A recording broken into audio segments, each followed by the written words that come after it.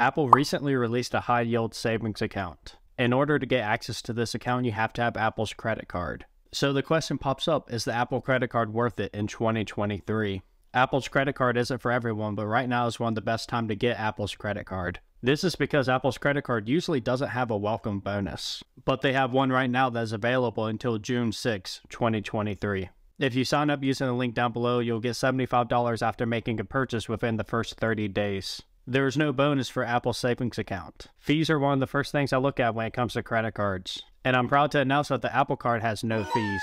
No monthly fees, no annual fees, no foreign transaction fees. Apple's credit card doesn't even have a late fee. Honestly, I have to give Apple credit for this. Most credit cards, even ones that are fee-friendly, have late fees. Of course, you should still just buy things you're going to buy anyway, and pay the card off on time every time. Because even though Apple's credit card does have a late fee, you still have to pay interest. And Apple's card, just like every other credit card, has high interest. One of the major benefits of credit cards is the cash back that you earn on purchases that you make. With Apple's credit card, you get 1% cash back on every purchase that you make. And you get an additional 1% cash back when you use Apple Pay to do so, making the Apple Card a 2% cash back on everything credit card where Apple Pay is accepted. You also get 3% cash back at Apple and other select merchants, like Nike, T-Mobile, and Exxon to name a few. Apple also has additional cash back on top of this at certain merchants. For example, right now I can get 6% cash back at Nike whenever I use the Apple Card and use Apple Pay. I've seen cashback offers of up to 10%. Apple is killing it with their cashback rewards. Most 2% cashback on everything credit cards are just simply 2% cashback with nothing extra. The Apple Card is really only good to get if you already use Apple products, which there is an alternative that is similar that works on both Android and iOS, which is SoFi. Currently, SoFi pays 4.2% interest on money in your savings account when you have recurring direct deposit. And SoFi also has a credit card that earns 2% cash back on every purchase that you make. SoFi's credit card has a $50 welcome bonus when you sign up using someone else's link. SoFi's bank account has a $25 welcome bonus when you sign up using someone else's link. You can earn an additional up to $250 from SoFi whenever you set up direct deposit. I'll have my SoFi links down below. Feel free to use my links or someone else's in order to get those welcome bonuses. Apple's credit card is part of Apple's ecosystem. You can find your credit card in the Wallet app on Apple devices. Through this app, you can see your balance, transactions, and monthly activity. If you have Apple's card and you have some daily cash available, you can actually set up Apple's high-yield savings account, which I recently did a review on Apple's savings account, and also showed how to set it up. In summary, it's solid and has no fees. It also pays 4.5% interest, which is several times more than what you're going to get at most local brick-and-mortar banks,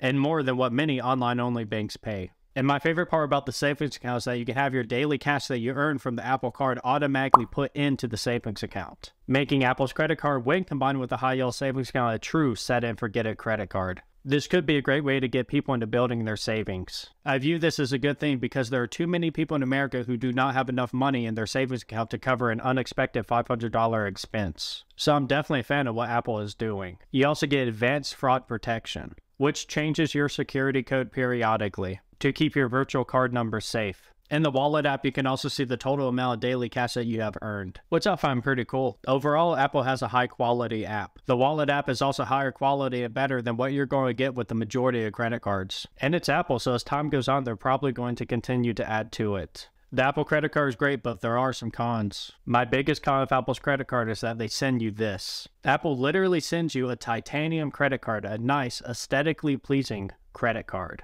that you will never use. Because if you use Apple's physical titanium credit card, you will only get 1% cash back. Apple was not lying when they said that the Apple Card lives on your iPhone, which this con is a bit of a joke, and at the same time it's not. Apple's credit card is one of the nicest credit cards that I own, and I don't even carry it around with me. The actual biggest con is that it's another way for Apple to suck you into their ecosystem, which if you already have, use, and enjoy Apple products, then this might not be a big deal to you. But if you're someone who would like to have this card but does not have any Apple products, then it kind of sucks. Because Apple Pay isn't available on Android, you have to have an Apple device. Another con is that some stores do not accept Apple Pay. For example, if you use your Apple credit card at Walmart, you're only going to get 1% cash back because Walmart does not accept Apple Pay. Another con is that you have to have a good credit score in order to get this credit card. But that's usually the case when it comes to 2% cash back on everything credit cards. I also know someone who is able to get the Apple Card as their first credit card. So there may be some exceptions if you've been an Apple customer for a while. Overall, there are not too many cons of Apple's card.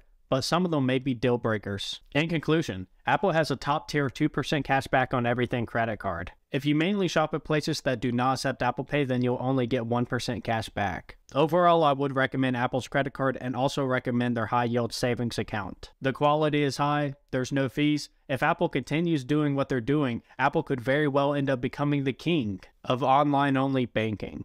Apple adding their high yield savings account, which is an FDIC insured bank account up to $250,000 that earns high interest, where you can automatically have your cash back put into that account. Well, it just adds so much value. If you already have the Apple Card, then getting their savings account is a no-brainer. If you already have Apple products, and you can use a credit card responsibly, meaning that you'll only buy things you're going to buy anyway, you will not buy things that you cannot afford, and you'll pay your card off on time every time, then getting the Apple Card is a no-brainer. I'm excited and terrified to see where Apple will go.